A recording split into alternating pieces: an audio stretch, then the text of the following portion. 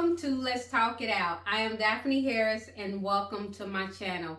I am so happy to be starting my channel back up because I have been starting and stopping this channel for the past few years. And I just told myself it's now or never because I have something to talk about and we're going to talk it out. You know, we're going to talk it out. We're not going to fight it out. We're not going to shout it out. We're not going to cuss it out. We're just going to talk it out and we're going to be kind. And I'm going to start out by talking about my alopecia journey because once again, my alopecia has reared its ugly head. I first lost my hair to alopecia about 15 years ago. I think at the time I was probably about 34 years old. Like I went completely bald at one time, but when I first started losing my hair to alopecia, my hair was just shedding a lot. And at the time, I wasn't thinking that I was losing my hair or anything serious was going on. I just figured, you know, my hairstylist wasn't doing what she was supposed to do. I was putting all the blame on her. So I've always had my hair relaxed. And when I first relaxed my hair, I think I was probably about 14 years old when I first got my relaxer. And I've kept it relaxed up until I lost my hair. So when it first started falling out, it was just shedding a lot. And my hair was long. I kept my hair really long. I wore it in roller sets, roller wraps. And you know the old school roller wraps when you wrap your hair around your head. So my hair was shedding so much that whenever I would wrap my hair, it would literally just fall out. And when I unwrap it, it would just fall out. And I remember, you know, my boyfriend and I, at the time, my boyfriend, now my husband, we went to Miami. And I just remember I was on a plane and I was just complaining to him about my hair, how it didn't feel heavy anymore. I had just got my hair done and it just didn't hold its style. And of course I was fussing about my hairstylist and I was like, man, when I get back, I'm gonna tell her about herself. And so when we were in Miami, my hair was shedding so much when I would comb it that I would literally have to pick it up off the floor, like just pick it up off the floor, and because it was so much of it. So I kept my hair in a ponytail. And so when I came back, you know, I went to my hairstylist and I was telling her what was going on. And she didn't know. It was not her. At the time, I didn't know. But she didn't know what was going on. So I started going to a dermatologist. And he was an older dermatologist who needed to retire but wasn't retired. And so I started seeing him because, no, I take that back. Before I started going to the dermatologist, I started washing my own hair. I stopped going to my hairstylist because I actually thought maybe it was a product that she used or, you know, she was just falling off her game or something like that. So I started doing my own hair. And I just remember my sister was washing my hair and she freaked out. She was like, oh my God, you have a bald spot in your head.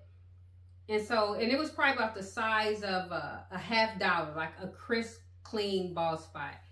And so I was like, man, what is going on? So at this point, I started I started going to my doctor. And naturally, you know, she's just my primary care physician. She was like, oh, you know, you probably just stressing, you know, what are you stressing about, this, that, and the other. And I was stressing because I was so obsessed with my hair. And I didn't know what was going on with it. So that was causing me to stress. She did blood work to make sure, you know, there was nothing going on. You know, as far as health-wise, you know, I was healthy, everything was fine. At the time, I was going through a hormonal imbalance with my cycle. I had uterine fibroids, and so that caused me to have a hysterectomy. And now I know because of the hormonal imbalance, that had a lot to do with my hair loss. And so my hair continued to shed. And so I was going to the dermatologist and I was getting injections. And I remember asking him, because my hair was shedding so much this time, it was just so thin. And it was still long, but it was really thin. And I just remember asking him if I was going to be bald, I was going to lose all my hair. And at the time, he was like, no, you know, you're going to be fine. You're not going to lose any of hair. And he didn't tell me what was going on. He was just giving me injections in my head. He was giving me injections in my head. He was giving me injections in my arm. He was giving me some shampoo to use. And it wasn't working because I was still losing my hair. And the very last time I went to my hairstylist to get a wash and set, my hair knotted up so bad that it literally took her an hour to get the knots out of my hair.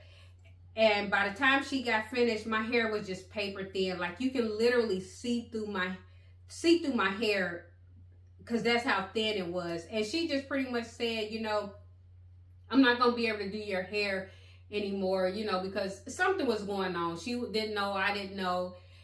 But I'm stressed out. I'm freaking out.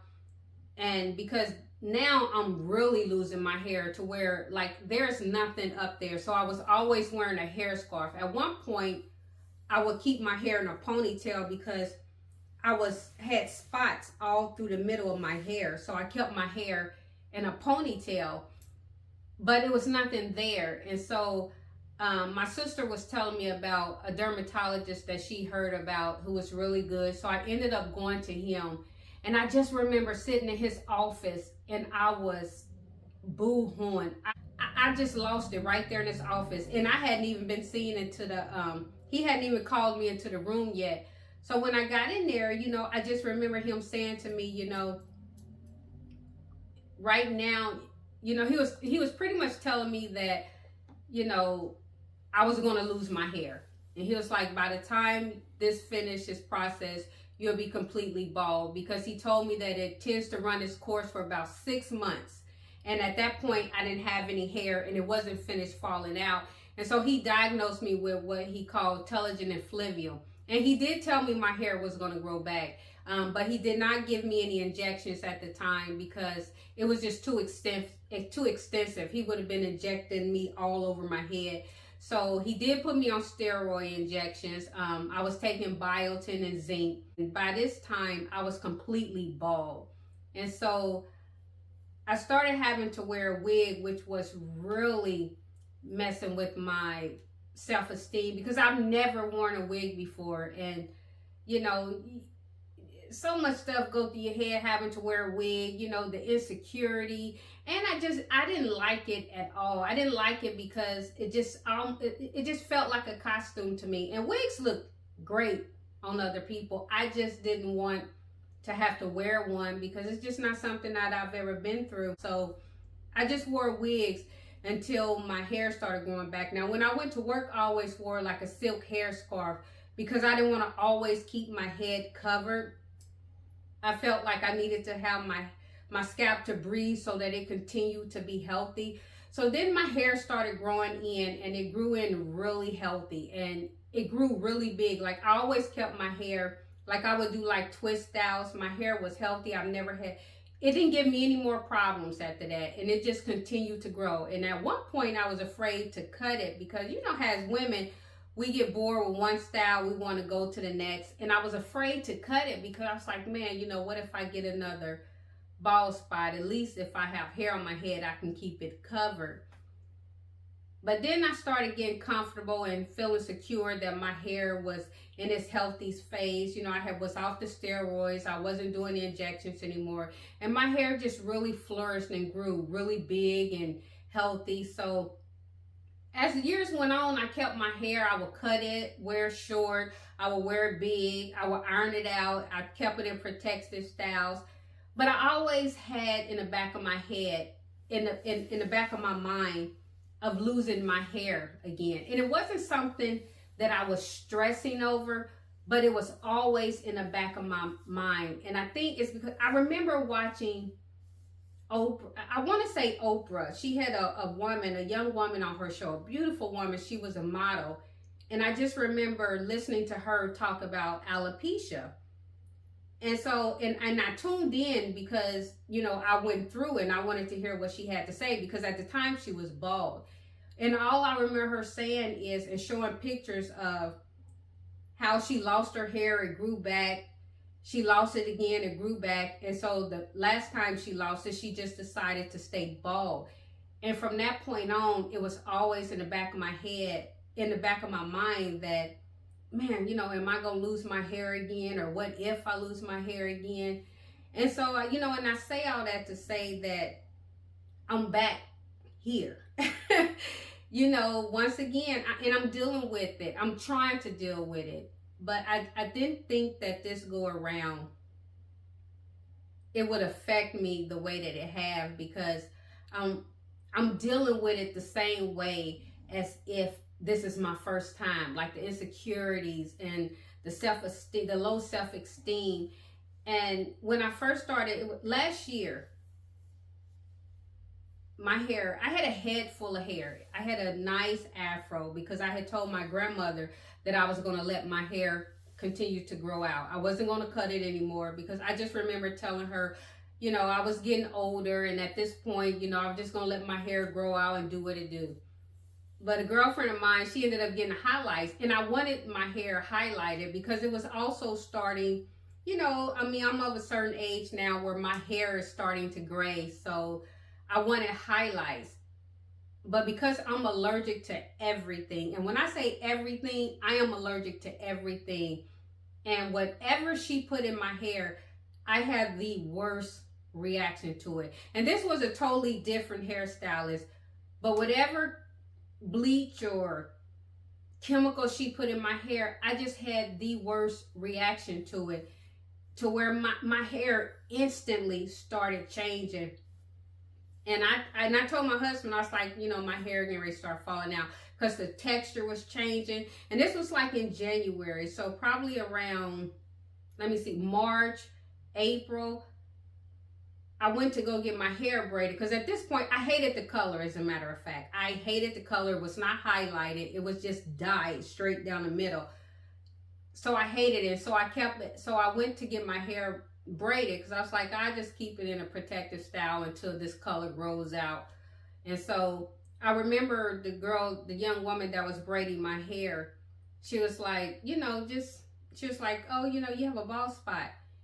And I was like, oh no. And immediately, and I ended up still getting my hair braided, but about 2 weeks in, I noticed, and I don't know why, I just noticed that like around my ear, like around here, it was kind of bald. And I didn't know if that was it looked bald. And I didn't know if that was hair loss or if it was just my mind messing with me. So probably about a week after getting my braids, I took the braids out. And not only the bald spot that she pointed out, but then I also had 2 more bald spots in the back. And I was just like, here we go. Here we go again. So my hair texture was changing. And even when I would try to set my hair so that, my natural hair, like wash it and set it and make it curly, it just wouldn't do anything. And it started shedding. So I knew that I was getting ready to lose my hair. And so I ended up cutting my hair. I cut my hair out of frustration, and then I cut it low. And now when I think about it, I should have just cut it off when I started going through it again. But I cut it low. So even when I cut it low, it wasn't finished going through the stage that it was going through. So I went to my dermatologist, and he gave me my injections. And I hadn't been back because I didn't want to start injections all over again. But even when I went to get my injections, he told me that my hair was going to continue to fall out, because when he was giving me the injections, he was able to look at my scalp and know that it was still shedding. So he told me that it would probably continue to fall out. So now, I keep my hair low because it highlights, I keep my hair low because it camouflages my patches. And like my patches aren't bald, they are growing in. Like before, back then when I lost my hair, it grew in really quick, but I was also younger, and it grew in really quick, but it came in gray first, but it immediately turned black because, back then I was younger. But now I also think because I'm having a hormonal imbalance, going through the whole menopause phase, it's coming in gray. And like this part of my hair is all salt and pepper. You can't tell because this is the thicker part. And around the perimeter, around here and in the back is where my patches are. But like on this side, like this looks bald, but it's not bald. It's actually gray. It's just not as thick as the rest of my hair. And on this side, it's also gray, but it looks bald only because this part is so dark. And then it was this area right here is gray. So I keep my hair cut off now because that I'm more comfortable with my hair being low. At first I try to let it grow because I was like, well, I'm gonna just let it grow since it is growing in. I'm just, but nope, was not looking good. I couldn't stand to look at myself in the mirror. So I just keep it cut low because it camouflages and it blends in better.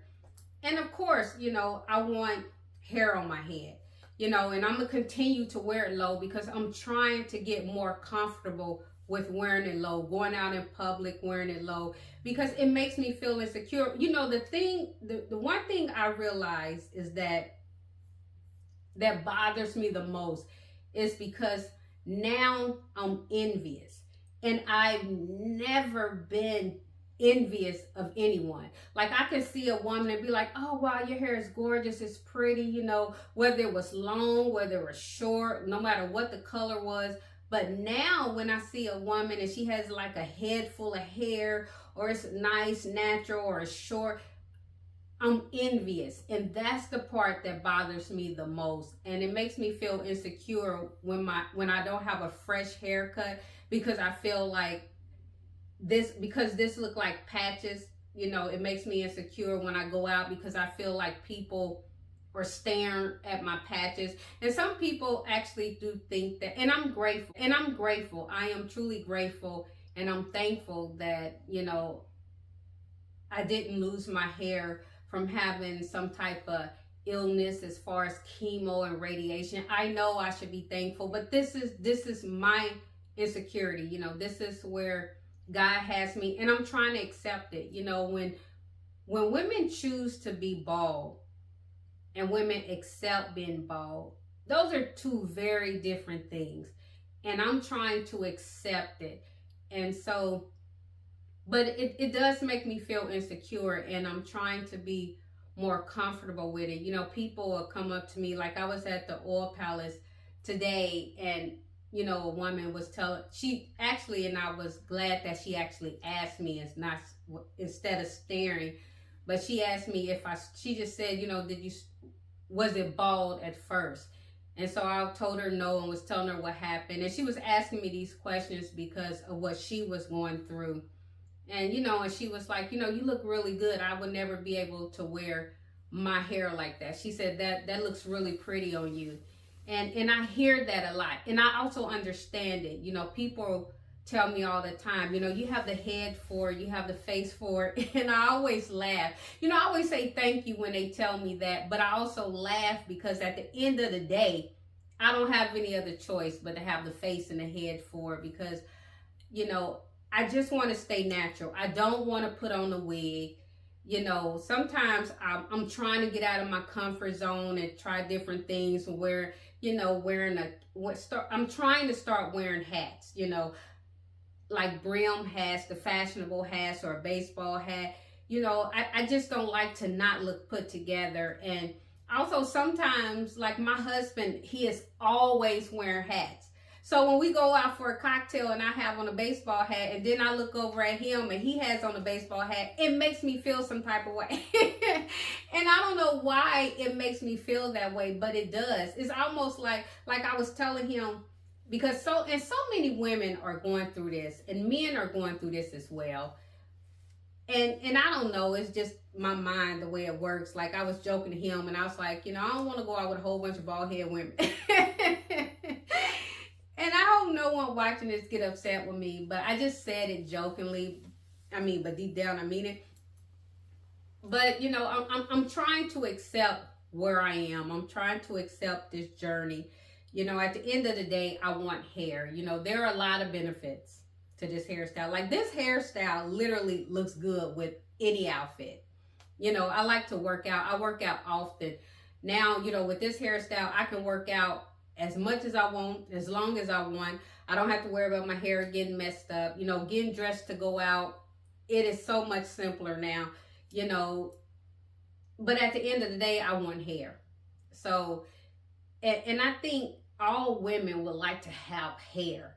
You know, it's one thing if you can grow hair and you just want to be bald, but you can't grow hair and you bald. It's just different. At the end of the day, I just want hair. But if this is what God has for me and this is where I have to be, this is where He wants me to be, then I'm trying to accept it, and I am going to accept it. Like, I'm just going to continue to keep my hair low and see what happens. So I hope that you guys stay on this journey with me and, you know, continue to keep me in your prayers. You know, I appreciate you for watching me. Please make sure that you like, share, and subscribe to my channel. And please hit the notification button so all of my millions of subscribers can be notified when I upload another video. I am going to be more consistent with my videos because I have a lot to say. So tune in next week to Let's Talk It Out. Thanks for watching.